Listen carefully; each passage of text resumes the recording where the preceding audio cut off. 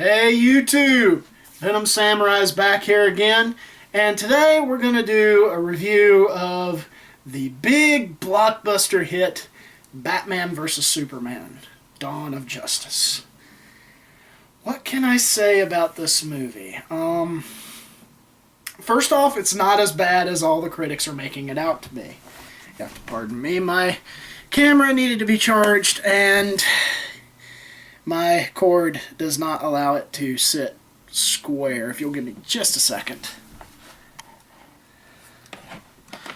So we can do this without too much hassle. Turn that back the way. Okay, that's better. Okay. Batman vs. Superman, Dawn of Justice.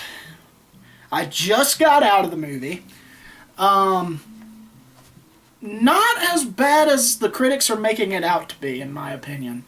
There are flaws. Oh, there are flaws. First off, do not like Jesse Eisenberg as Lex Luthor. I'm sorry, but Lex Luthor is not supposed to be some smarmy little Google exec, okay? He's supposed to be a tycoon. He's supposed to be a guy who seems like he honestly could have you erased from the planet and no one would bat an eye because he paid them not to, okay? Jesse Eisenberg, he feels like he's playing his character from Now You See Me as Lex Luthor. And that, he had some good moments. Don't get me wrong, he had some good moments. But honestly, didn't feel the villain vibe from him. Felt more like comedy sidekick from him. Because comedy is his forte. But honestly, I did not feel that the Lex Luthor vibe from him. I would have probably felt it better from somebody who had a little bit stronger screen presence, who felt more villain-like. Someone, I'll be honest with you, I think that they should have gotten the man who did the voice of Lex Luthor to be Lex Luthor, Clancy Brown. But Clancy Brown is one of those guys that he always plays a villain. So it kind of feels like they wanted to go a whole different direction with it. Okay. Elephant in the room, Ben Affleck as Batman. This is kind of a two-sided argument because you're not really arguing for Ben Affleck as Batman. You're arguing for, is Ben Affleck good as Batman and Bruce Wayne? Because they're played differently. Every actor who plays them usually has to play each character differently. And in the aspect of playing Bruce Wayne, Ben Affleck is a good choice. He feels like he's that guy who, he's kind of weathered down by these parties, but he knows the scene, he knows how to glad hand people and everything, and that makes you feel like he really fits into that environment. As Batman, however, he felt like he was trying to do Daredevil in Batman. And don't get me wrong, he did a decent job as Batman. He didn't overuse his dialogue. He didn't try to sound like a smoker. Every nerd on the planet has made fun of the Christian Bale Batman on a 10-pack a day habit voice. But he does use I love how they explain his deeper voice in that, because they say that he's using a voice modulator. Which really, that makes sense. There you go. That's why his voice sounds different. There's also a few things like, really he kind of feels like he's going through something that all the other characters aren't going through. And you kind of read that in his face when he's playing Bruce Wayne, but not so much when he's playing Batman. But that's because he doesn't play Batman throughout much of the movie. He actually plays Batman only a few times, actually. So, we haven't really seen him carry a film yet. Once we see him carrying a film as Batman, maybe my opinion of him will change a little bit. Right now, I'm going to say I want to give him another chance to try it. If he doesn't impress me in the next one, then no, he can't play Batman anymore. Yeah, like I can make that decision. You'll have to pardon for how I sound right now because I live in the South, and right now we have not had any rain, so the pollen coming off of our trees is absolutely unbearable. Like, it's so thick outside you can chew it.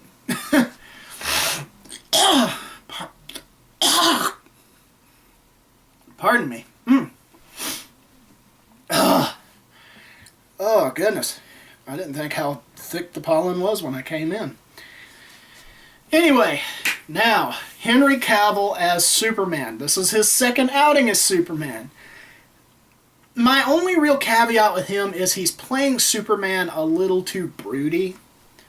It seemed like he and Ben Affleck should almost have switched roles, except that I don't want to see Ben Affleck play Superman. I'm sorry.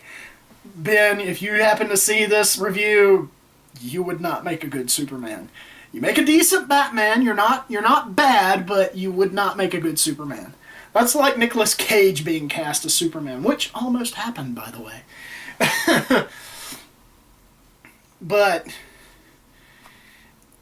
Henry Cavill, my only real issue with him is that he plays Superman off as somebody who he's carrying the weight of the world on his shoulders, but he doesn't feel like a Kansas farm boy carrying the weight of the world on his shoulders, that's the Superman that I want to see. I want to see the Kansas farm boy who is now having to face consequences for his actions, because he did good for good's sake when he was just the Kansas farm boy. Now he's this brooding, darker, grittier Superman that, oh, he's doing good because he wants to prove to his father's spirit that he's doing good things with the powers he's been given. I honestly don't feel that from him.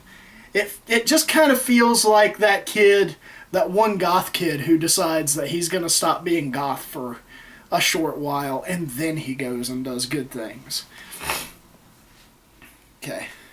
Now, Gal Gadot as Wonder Woman. She didn't have much screen time, which, in my opinion, was a little bit of a letdown. She, honestly, we should have seen her character develop a little bit more. She spends very little screen time as Wonder Woman. She's only really Wonder Woman in the last maybe 30 minutes of the movie.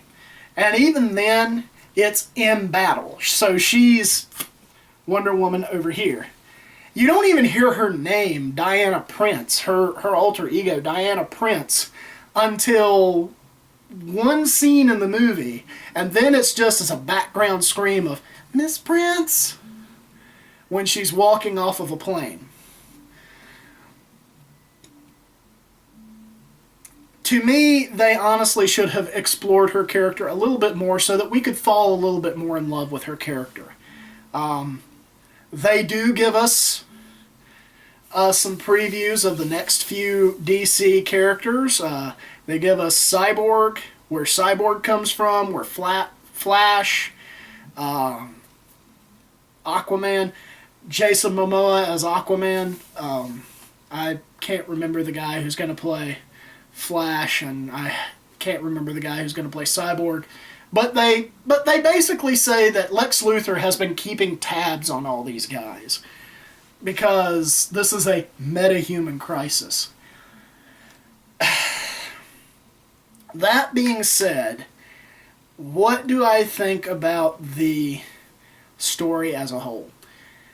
Let's face facts here, people. If you go into this movie expecting a wham bam, thank you ma'am, sort of movie, you're gonna be disappointed. This is a slow burn movie. Let's be honest here. The first half of the movie is filler, because all it's doing is establishing Lex Luthor as the villain. It's really not getting you to the point of the movie, which is the Batman versus Superman fight. And even in the Batman versus Superman fight, it feels like they kind of forced a lot of it. But at the same time, being a Batman fan and a Superman fan, I could see the influences from the comics that they were using. For example, at the start of the fight, Batman uses sound generators on Superman. He does that in the comics. He does that in Dark Knight Returns. So, I mean, this is the Dark Knight Returns Batman. This is an older Batman. He's been Batman for 20 years at this point. Alright? They even say that in the film. He's been Batman for 20 years. I mean, can you imagine how good you'd be at a job if you had that job for 20 years? So, we've got Batman established. He's the Bat of Gotham. Which somehow, the thing that kind of irritates me about this movie is that it can't really decide what Batman's gonna be. You know, is he gonna be just starting out, or is he gonna be he's been here for 20 years, or yada yada yada yada yada. It seems like they're trying to tell two separate Batman stories in the same movie, and that just doesn't work well. In terms of the villains, as you've seen in the trailers, Doomsday does make an appearance. I initially was underwhelmed with the appearance of Doomsday, but when they actually made him look like Doomsday, then he was a little bit more enjoyable to watch.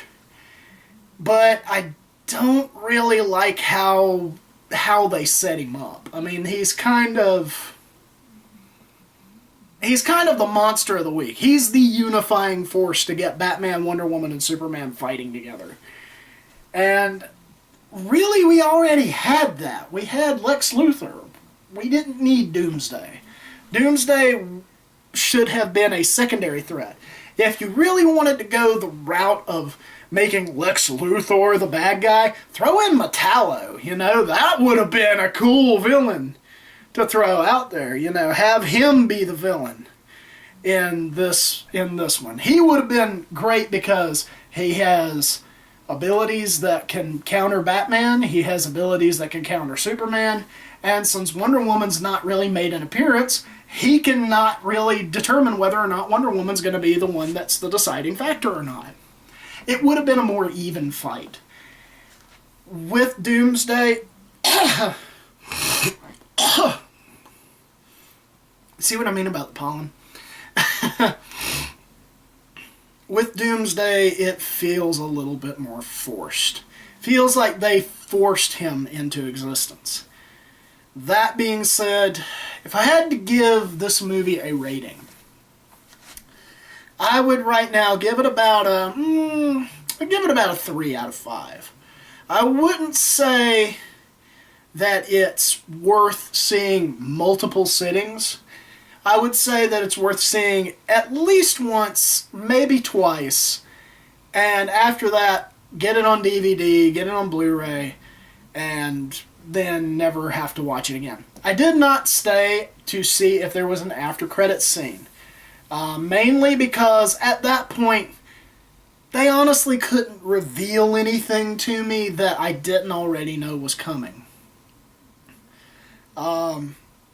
Few things.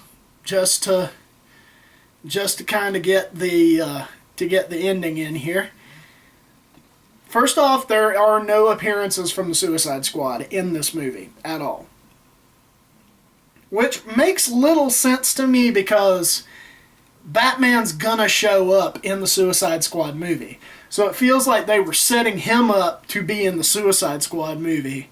It felt like this was a setup for that movie as opposed to that movie being a setup for this movie. And there are no cameos other than the other Justice Leaguers. to me, I feel like that was a bit more of a... those are just kind of Easter eggs that if you know what you're looking at, you'll be able to kind of understand. Okay, so that was Batman vs. Superman. The next movie I believe that I will be catching up on, if I'm remembering my release dates correctly, will probably be either X-Men Apocalypse or Captain America Civil War. If I'm correct, Captain America Civil War actually comes out in April, so that may be the next movie that I review. Till then, if you like this, hit that like and subscribe button. If not, give me some constructive criticism here, guys. I understand that I'm not amazing you with these, but I do try. So, hit the like and subscribe button. Tell your friends. Till then, this is the Venom Samurai, signing off.